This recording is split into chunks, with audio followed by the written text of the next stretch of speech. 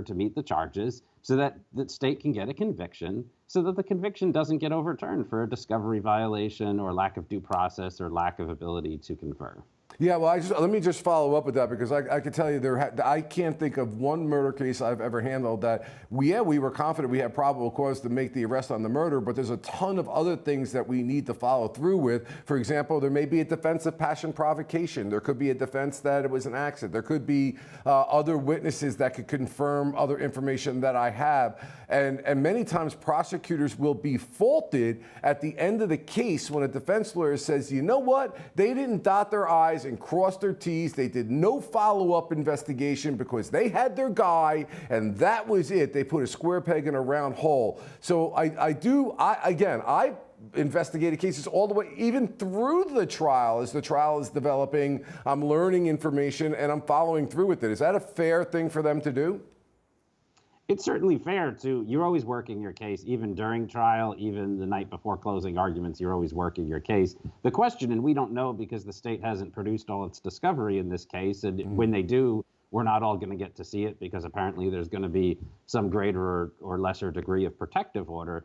But the real question is are they at C-? Are they at B+? Are they at A-? Obviously, the case is going to be tried some time from now, so they're going to have time to dot their I's and cross their T's, and I hope they do that. It sounds like if this man did half the things he's been accused of, he needs a good long stay at taxpayer expense. Yeah. But the question is what was the standard? If you're at a D-, or especially in a case like this, then maybe this team is should be doing something else. But okay. I don't know that because we haven't seen the discovery because they haven't got their motion till today. Right, Jeralyn, let me go to you. Another part of this hearing was that apparently these lawyers are only allowed 1 hour of time in the jail to speak to this individual. They have to arrange 48 hours in advance to get that 1 hour of time. And they're saying that redacting some information like autopsy photos, crime scene photos they get, but that the defendant is an attorney and he should be able to have the information in his jail cell so that he can prepare his case. And I can tell you as a prosecutor and now as a defense lawyer,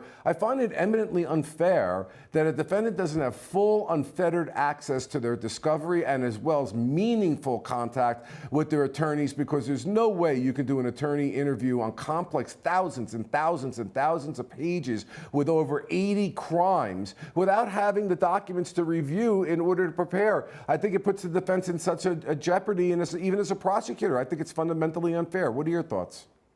I agree, and I think that was part of the counsel's argument in that regard, was their inability to communicate with their client, to have meaningful conversations, and allowing him to participate in the preparation of his defense. So I think that was part of the argument. That's something that the judge is going to have to remedy that situation. Otherwise, they are looking at future arguments about ineffective assistance of counsel and not being able to be prepared. But it was clear that the dramatics in the courtroom was really designed towards getting a soundbite. I mean, I think they were hoping that national media or media is picking up a headline that they're not even prepared to try this man. They're still investigating their trial. I think there's a level of frustration with the leaks that are happening in this case. Clearly, there's a lot of stories coming out against this defendant.